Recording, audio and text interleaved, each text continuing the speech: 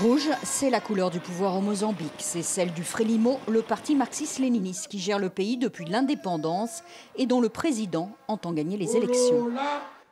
La paix, la paix, la paix. Dans notre vocabulaire, nous n'avons pas de mots pour la guerre. On n'en parle pas, ça n'existe pas. La guerre pourtant fait partie de l'histoire que le président ne pourra pas réécrire.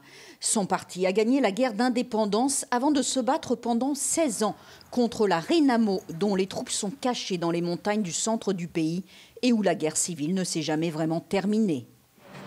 Le chef de la Renamo, candidat de l'opposition, est aujourd'hui contesté dans ses rangs par une aile militaire qui refuse de désarmer malgré les accords de paix. Les organisations des droits de l'homme s'inquiètent.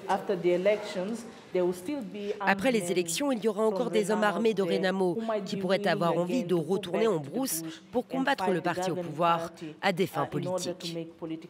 Les tensions sont d'autant plus fortes que le pouvoir est accusé d'avoir monopolisé la campagne.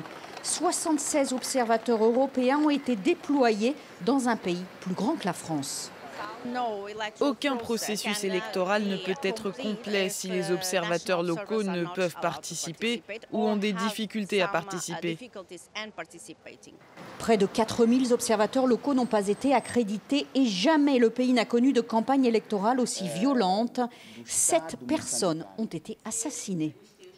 Les jeunes, quand ils voient du sang, quand ils voient des meurtres en plein jour, avec une telle brutalité, ils préfèrent s'éloigner. Cette forme d'intimidation n'est pas seulement pour que les gens arrêtent de poser des questions, mais pour qu'ils n'aillent pas voter pour enclencher le changement. Les Mozambicains iront-ils aux urnes et surtout accepteront-ils les résultats du scrutin?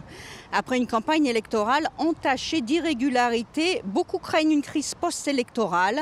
À Maputo, tout est calme, mais c'est peut-être le calme avant la tempête. Et puis une journée